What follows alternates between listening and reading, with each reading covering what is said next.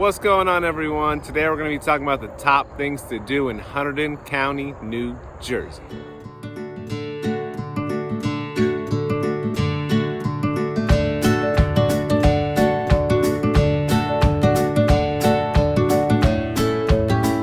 So I am a Hunterdon County resident and a licensed New Jersey realtor. So if you have any questions about real estate or about the area, feel free to reach out. My name, contact information are on the screen. All right, so the first thing we're going to talk about today is hiking and nature. Hunterdon County is lucky to have great places to hike and explore through all seasons. Some places you might want to explore and hike are Muskegon Gorge, Round Valley Reservoir, Spruce Run Reservoir. There's Capelong Creek, which is a nice hidden trail. There's Voorhees State Park, which is a large state park closer to Califon. There's Ken Lockwood Gorge, which is another nice one that runs along a creek.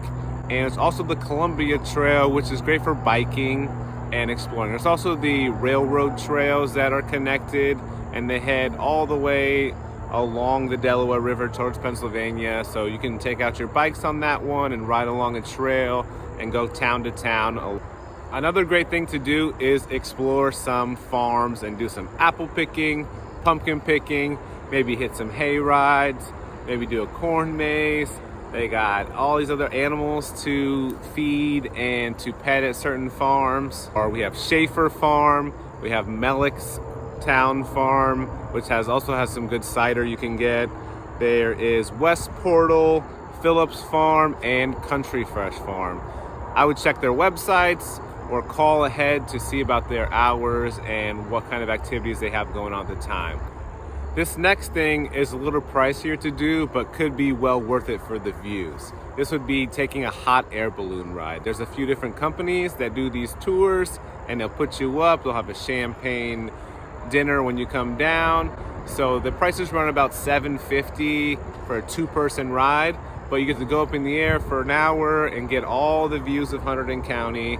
It's great to go in the summer, early fall, or spring when it's warm enough. There's also a great selection of breweries, wineries, and other drink establishments.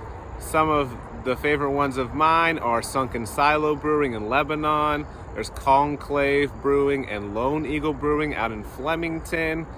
It's also great places to grab a nice beer.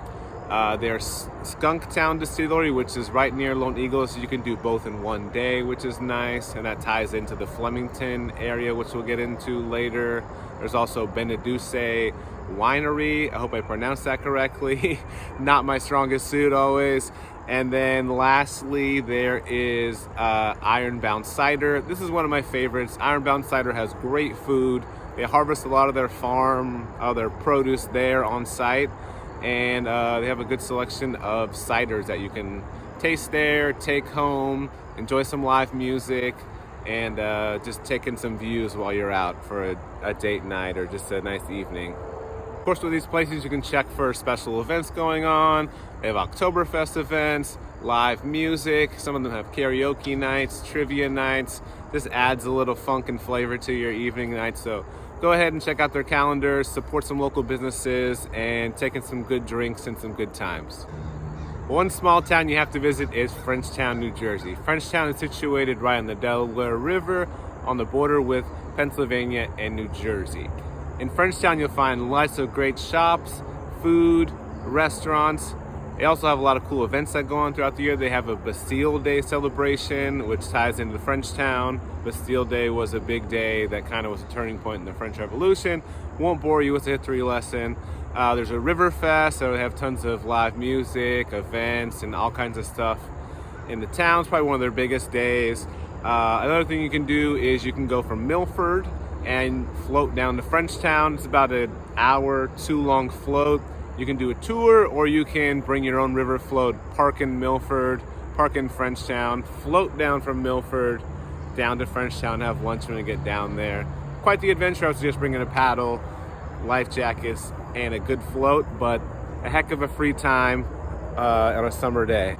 Flemington is also a great place to visit. It's right off of 31 and 78. In Flemington, you can go to what's called Stangl Road. On Stangl Road, They have a lot of shops, a lot of restaurants. There's also where the brewery Lone Eagle is and Skunktown Distillery.